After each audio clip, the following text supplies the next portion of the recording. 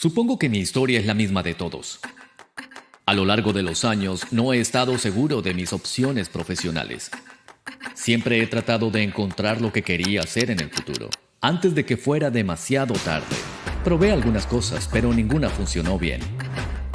Jesús habló de no preocuparse por el mañana, porque el mañana tiene sus propias preocupaciones. Cada día tiene sus propios problemas.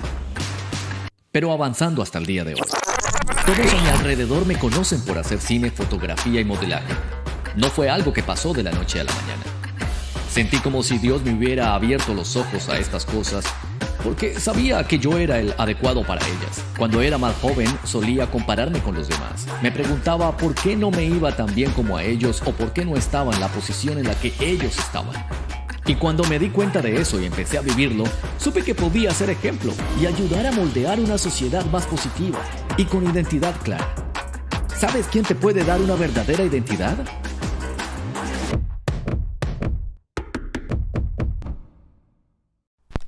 Supongo que mi historia es la misma de todos. A lo largo de los años no he estado seguro de mis opciones profesionales. Siempre he tratado de encontrar lo que quería hacer en el futuro, antes de que fuera demasiado tarde. Probé algunas cosas, pero ninguna funcionó bien. Jesús habló de no preocuparse por el mañana, porque el mañana tiene sus propias preocupaciones. Cada día tiene sus propios problemas.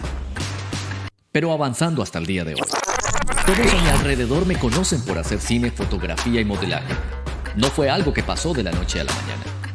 Sentí como si Dios me hubiera abierto los ojos a estas cosas, porque sabía que yo era el adecuado para ellas. Cuando era más joven, solía compararme con los demás. Me preguntaba por qué no me iba tan bien como a ellos o por qué no estaba en la posición en la que ellos estaban.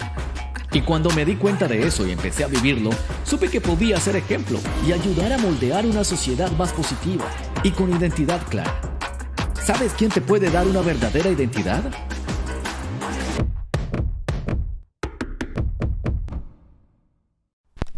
Supongo que... Iglesia, muy buenos días. Dios les bendiga en esta hermosa mañana. Estamos a 17 de septiembre y queremos continuar el día de hoy con nuestro devocional. Recuerde que estamos hablando sobre los discípulos y yo creo que hoy va a ser la última. Aunque no hablamos de los 12 discípulos, creo que llegamos a tocar, si no estoy mal, con el personaje de hoy, 10 aproximadamente. Y hoy vamos a hablar y terminar esta serie de estudio hablando un poquito, permítame, por aquí lo tengo, por aquí está, de Judas. Vamos a hablar un poquito de Judas, ¿ok? Entonces todos atentos allí, porque pues este sí es, recuerde que hablamos de Judas, que no era el que traicionó a Jesús, pues hoy vamos a hablar de aquel que traicionó al Señor Jesucristo. Entonces, quiero referirme al pasaje en el libro de Lucas capítulo 22, versículo 47 al 48. En Lucas capítulo 22, versículos 47 al 48, permítame.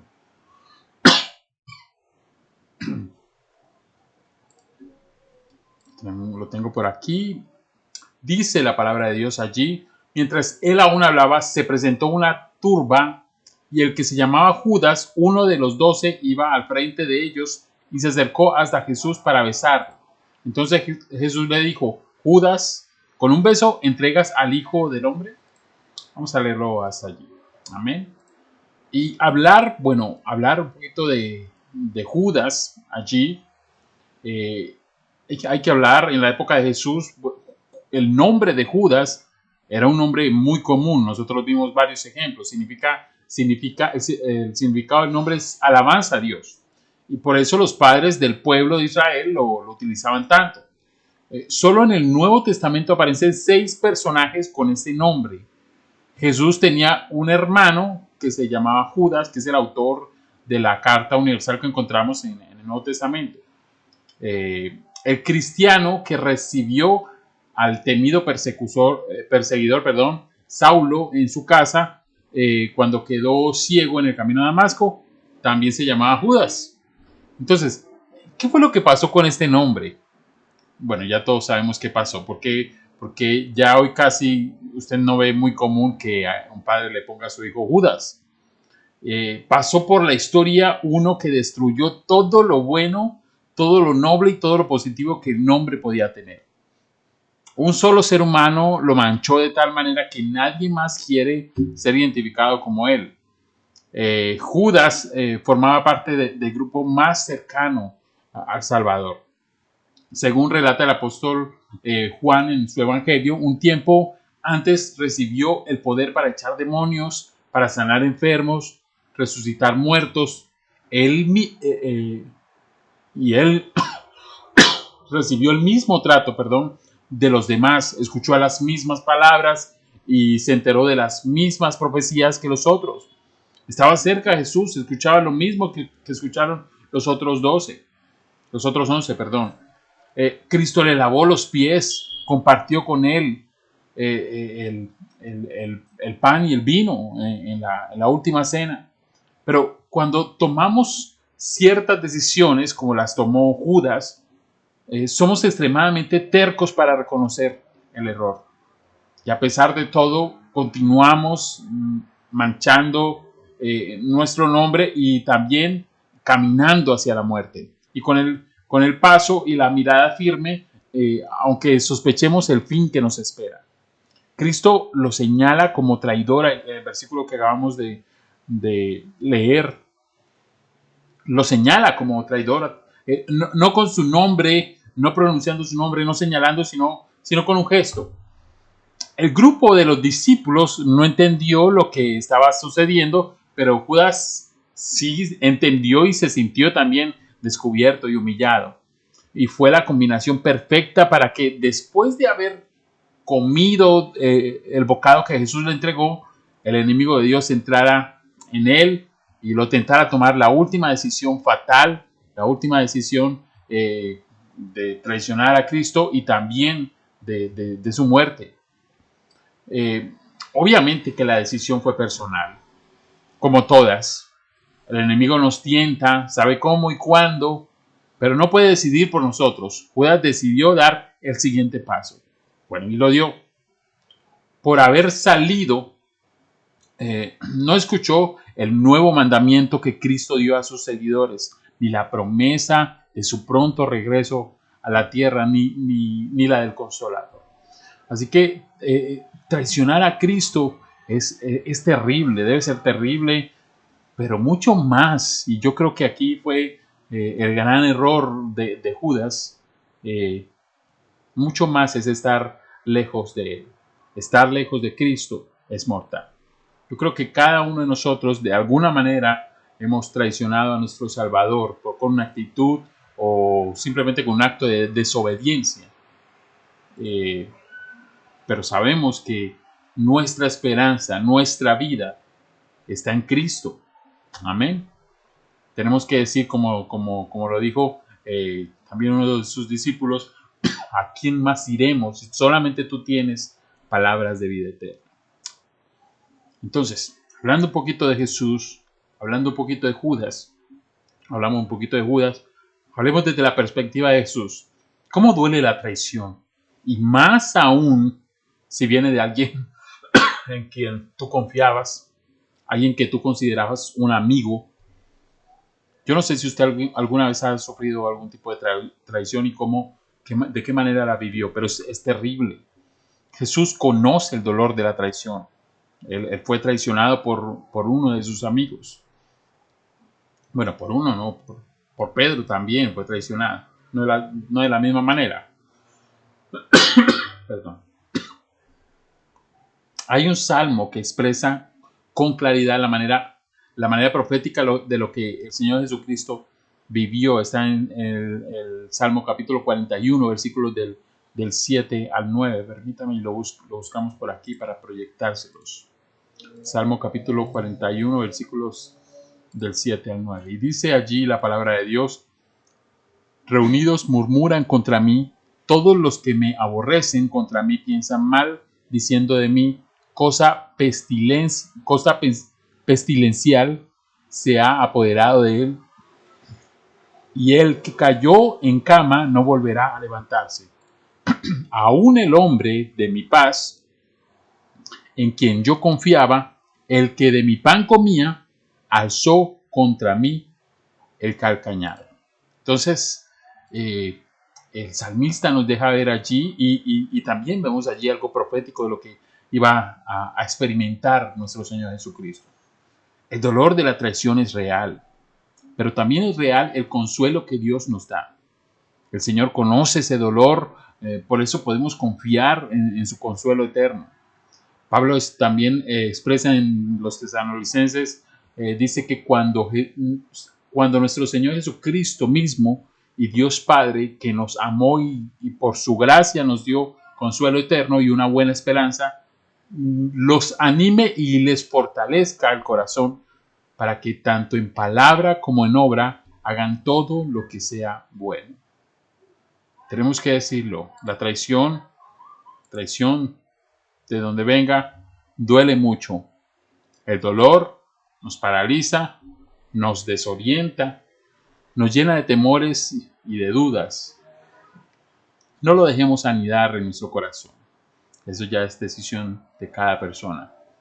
En Jesús tú puedes confiar, en Él podemos recurrir a su consuelo, que no solamente nos llena de alegría nuestra alma, sino que nos permite también continuar con nuestra carrera en la vida. Y quiero terminar leyendo lo que dice el libro de Salmos, capítulo 94, versículo 19. Salmos, capítulo 94, versículo 19. Lo tengo por aquí, permítanme.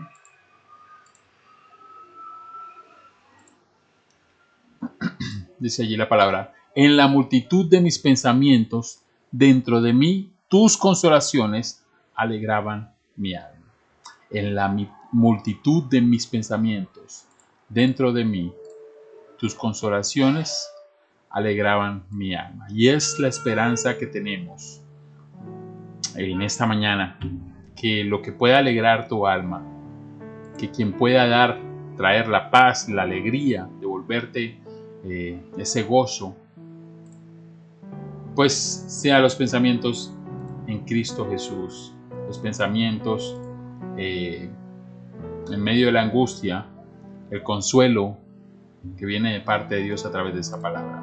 No estás solo, no eres el primero que recibe o que experimenta una traición de alguien muy cercano, pero es tu decisión, si permites, guardarla allí en el corazón, que quede en el corazón y que se anide allí, que haga nudo allí en el corazón, o al contrario, entregarle todas tus penas, todas sus angustias a Dios, porque como dice un himno, echando toda ansiedad sobre Él, Él cuida de nosotros.